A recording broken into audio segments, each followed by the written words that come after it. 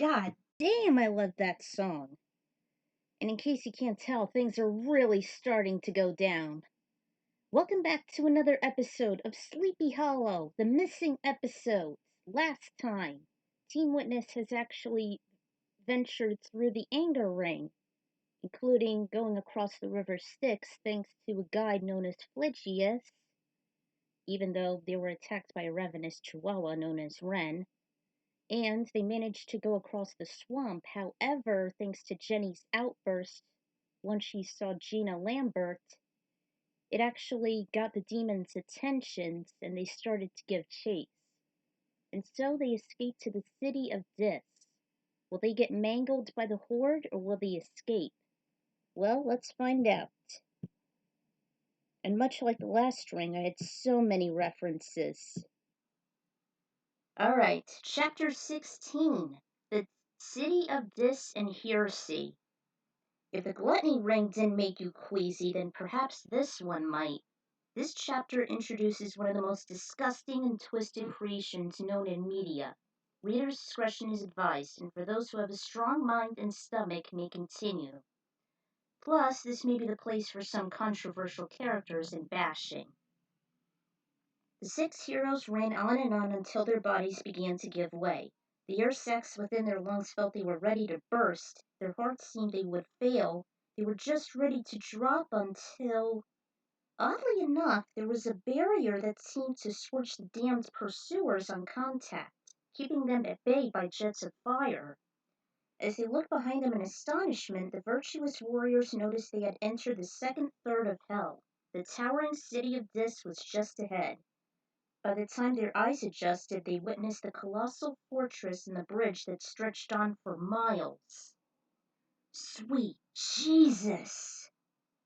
This is known as the heart of hell. You couldn't be more right.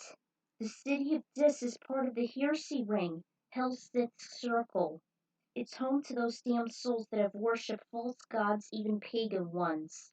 They're encased in fiery tombs, and some exposed bodies even stay torched for eternity. They justified God, and as a result, they also denied freedom from their eternal scorching prisons. Deeper still are where they worship the devil himself. I bet you my bottom dollar that LeVay is there. You think Crane might be here as well? It's possible he's been moved to the final ring. It's where Lucifer is, and he's been his prisoner. There's absolutely no way he could be... Help me. Suddenly the team saw a crippled man lying far away from them. They could barely see him reach out a hand to them, and his weak voice was hardly audible. Crane! They immediately followed her as they ran across the mile-stretching bridge. Undoubtedly there was some fiery pits below, and the sides were covered by spikes that could easily pierce through his soul like a paper cup. The intense heat made it difficult for them, but they still saw the witness in the same position. By the time they finally got to him, a massive dark spirit enveloped him and carried his helpless body away, hardly making a cry. Crane! Ichabod, no! They saw the huge, horrendous monster hold him captive and disappeared within the temple. We have to go and look for him. He could be trapped in either of these tombs. Or maybe stuck in a flaming body like these guys. Those were indeed some men and women frozen and moaning in pain within their hapless souls. We should split up in 2, so that way we can cover more ground and find Crane easier. Right. They all nodded and went their separate ways. Jenny stuck with Gavin, Jake headed in a different direction with Alex, and Laura and Diana went 2 by 2 somewhere else. Team Witness saw a few more notable figures imprisoned in the fiery tombs. One of them looked like a goth, complete with a long black dress and hair that's just as thick and opaque. And this is actually Kim Diamond, which is actually another person in Blair Witch 2, much like Jeffrey. And there are some others coming up. There's Tristan, and she's sharing the tomb with Stephen Ryan Parker. If you've seen Blair Witch 2, you should know who they are. Again, if you're interested, you can check out Nostalgia Critic's review. Even though it spies him so much. But yeah.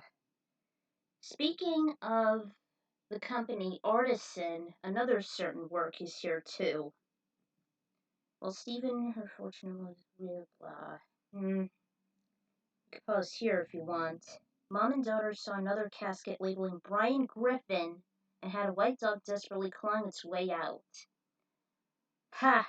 Brian is there, go figure. You should have known since he's an atheist, but it's a lot more complicated than that. Ironically, Seth MacFarlane is also an atheist, which represents him well.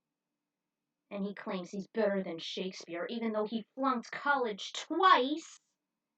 God damn it, he's such a narcissist, he's a sociopath. Much like the mysterious Mr. Enders said. Ugh. Much like Seth MacFarlane in every way. What are those Wait. Oh, sorry. In addition, he was also the carrier for herpes. Ugh, God. Yikes. It's more disturbing. Oof, trust me. You should look up the top 10 worst Family Guy episodes of all time from Phantom Strider, by the way. In addition, the protesters have had it with his cruel nature towards others, even those close friends, blah blah blah. What are those disgusting things? Wait a minute. I know them!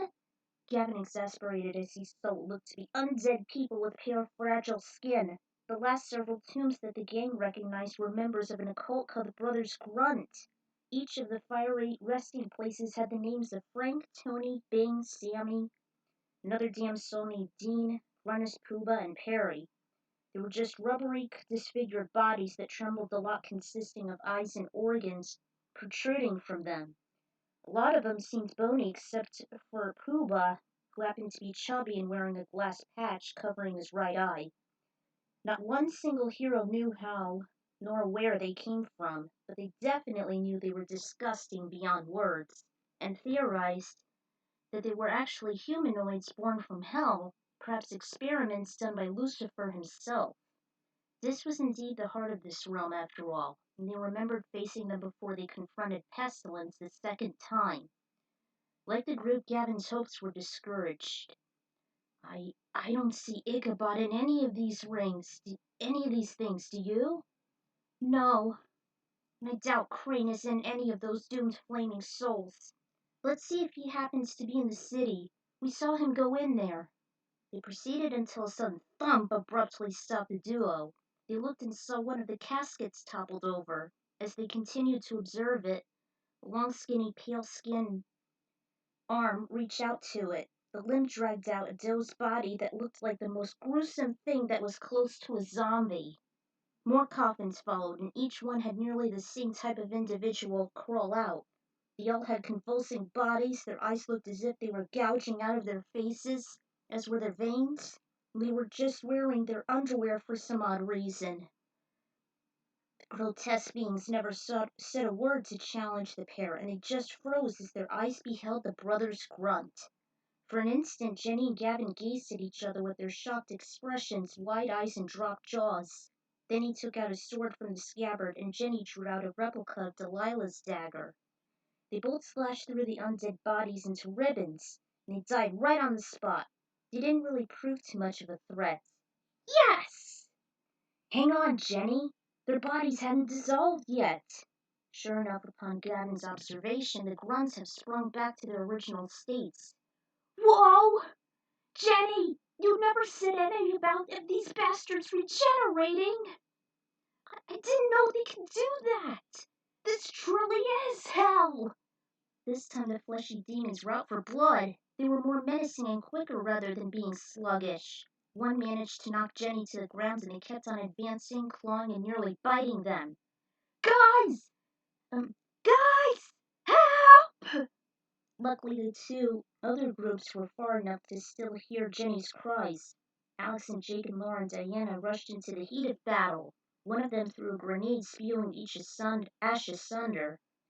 Gavin and Jenny covered their faces as the reinforcements clashed. While they were done, though, the cinders recollected into the abominations they once were, with their figures in perfect condition as they reanimated. What the?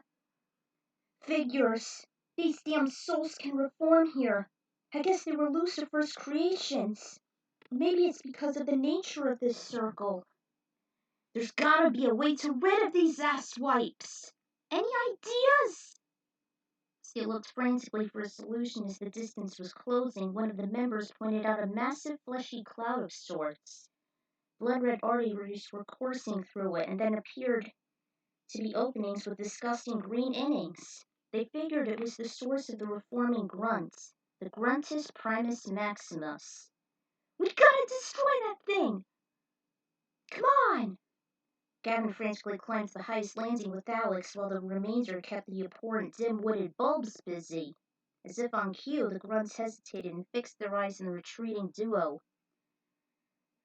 Regroup at the cliff! Don't let them touch you! Though it was clear they could have hear his call. Gavin and Alex heard the hissing and moaning from behind, realizing it belonged to the grunts. They looked up and the summit was about 50 feet up. Redhead encouraged him to follow the climb. She also mentioned to never look down no matter what happens, and if they feel a tug, they shouldn't hesitate to kick off the ravenous ragtag. Gavin disregarded his inherited nervousness of heights, and with the female engineer by his side, his fear subsided. That was a little reference from my father. He never likes heights. Me, though, I get vertigo, but I'm not as nervous. Unless if something goes wrong. But when I look up, though, then I get nervous. My stomach lurches. I don't know why.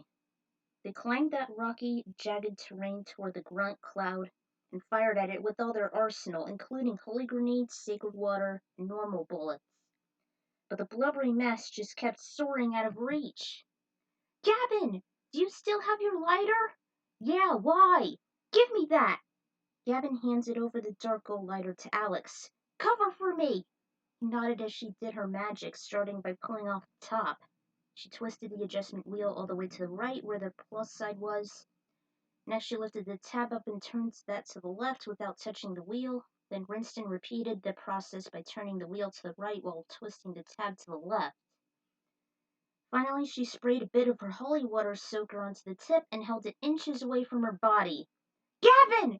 Get down and stay as low as you can! He covered himself in a fetal position.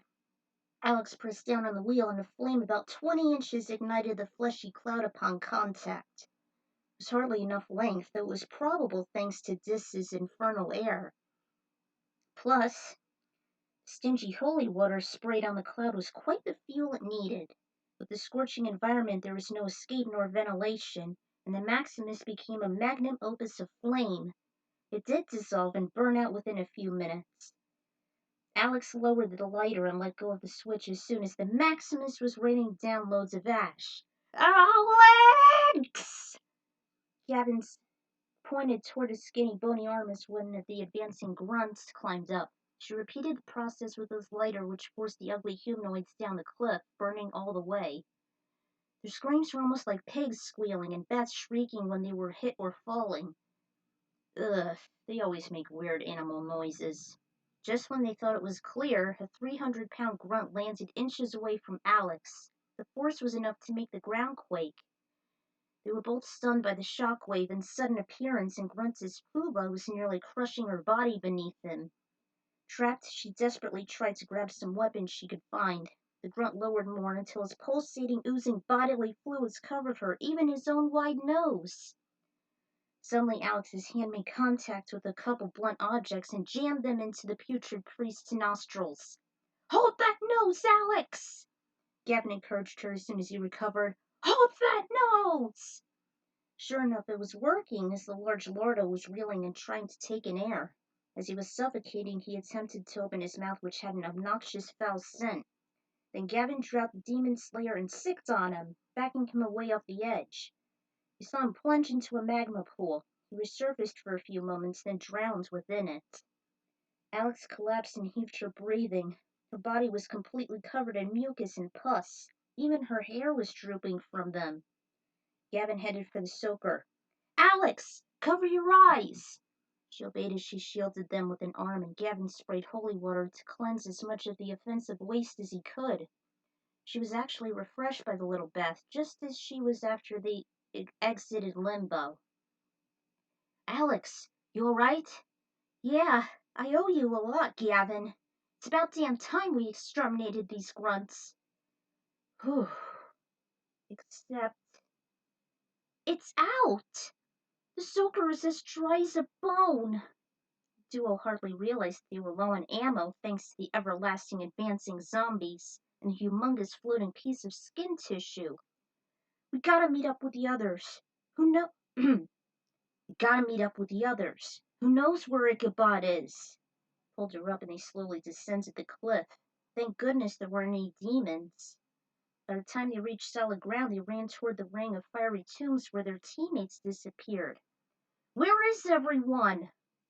They must be inside the city. We have to hurry. They ran as fast as they could and entered the main chamber of Dis. It was there that Gavin and Alex saw a few more fiery graves. Only those were inscribed Jean and Glenn, who were members of a cult known as the Tyrians. Hey, I know these guys. Basically, it's from the Simpsons episode Joy the Sect. I actually made a one-shot for Cowboy Bebop and Mega Man X known as A Trip in Paradise, if you want to see it here, by the way. So what do? Did they just put together some methods of persuasion and drag people away under a spell or something? To some distant land of sorts? Yeah, pretty much. You could pause here if you want. Speaking of false deities. Camaros. The lost city of Hercules, the legendary journeys gave me nightmares when I was a kid. I'll explain later. You can pause here if you want. And we're here. I could still remember that vividly to this day. Yeah, well, we still need to catch up with Jenny and the others and find Crane. Right. Proceeded on and came across a black mass. The room echoed as dark priests and their followers chanted for the fallen one. They were all wearing heavy black robes that were dark enough to even absorb light. There was also a huge gong located in the rear. Gavin and Alex stuck together as close as possible as they snuck amongst the group. Yes, Anton Levy's on here. What do you expect? Good thing Washington made a Bible of his own. I hope it was a polar opposite to Lev. Mass looked over for a sec, but they were too absorbed from the enticing ceremony. The women was taking turns amongst the... Basically, it's just characters from the Ninth Gate. Another artisan abomination.